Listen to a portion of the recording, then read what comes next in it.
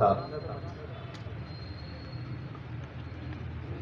اور اس مہینے میں اس دن مولانا اورنگزیب فاروقی صاحب بیمار تھے، پروگرامات میں جا نہیں رہے۔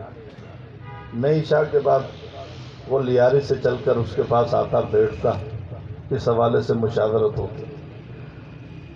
گھر میں بیٹھا میں سوچ رہا تھا ان شہداء، ان کے بچوں کے حوالے سے اللہ نے میرے دل میں بات ڈال دی کہ بھئی وظیفہ تو ہم دے رہے ہیں، جن کے پاس گھر نہیں ہے اگر ان کو گھر دے دیں، اس کے لیے محنت کریں۔ اللہ نے میرے ذہن میں ڈال دیا کہ ہر کارکن سے اگر ہم 1000 روپے بھی لے لیں، کوئی سیمنٹ دے گا، کوئی محنت کرے گا، کوئی مستری بن کر کام کرے گا، اور شہداء کے بچوں کے لیے گھر بن جائے گا۔ یہ میرے دل میں خیال آیا۔ میں تراویح کے بعد پروگرام سے فارغ ہو کر فاروقی صاحب کے پاس آیا، تو فاروقی صاحب کو میں نے دیکھا اس دن بہت پریشان تھے۔ اس نے مجھے دیکھ کر کہا کہ حنفی صاحب بہت اچھا ہوا کہ آپ آ گئے ہیں، میں صبح سے بہت پریشان ہوں۔ میں نے کہا خیریت تو ہے؟ تو اس نے لیاقت آباد کے ایک شہید کا نام لیا، نام لے کر بتایا کہ اس کی بیوہ آئی تھی آج میرے پاس۔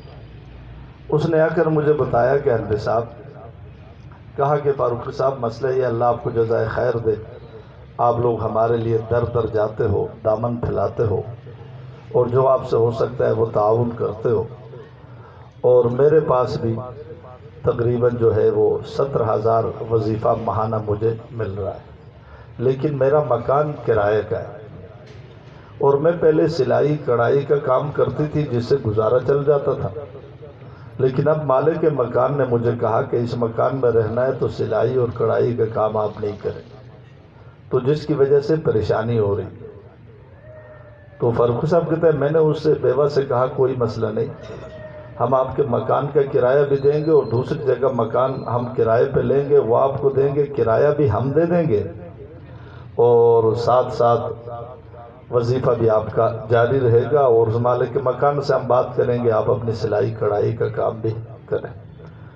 تو وہ جانے لگی، کہا کہ پھر کچھ سوچ کر واپس آ کر بیٹھ گئے۔ اس نے کہا فاروق صاحب ایک سوال ہے، فتنوں کا دور ہے، کہا کہ یہ مجبوری اور غربت، یہ بھوک بہت خطرناک چیز ہے۔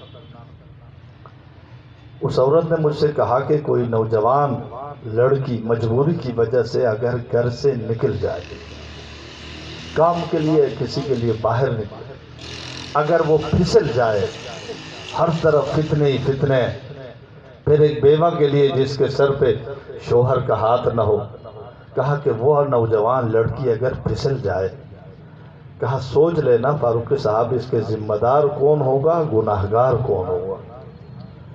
فاروقی صاحب کہتا ہے جب اس نے یہ جملہ کہا تو کہا کہ میں لرزنے لگا، اور میں نے سوچا کہ یار ذمہ دار تو سارے وہ لوگ ہیں جو تاجر ہیں، اللہ نے ان کو بہت کچھ دیا ہے، نوازا ہے، ہر مسلمان ذمہ دار ہے، سب سے بڑا ذمہ دار تو میں ہوں، میں ان شہداء کا وارث ہوں۔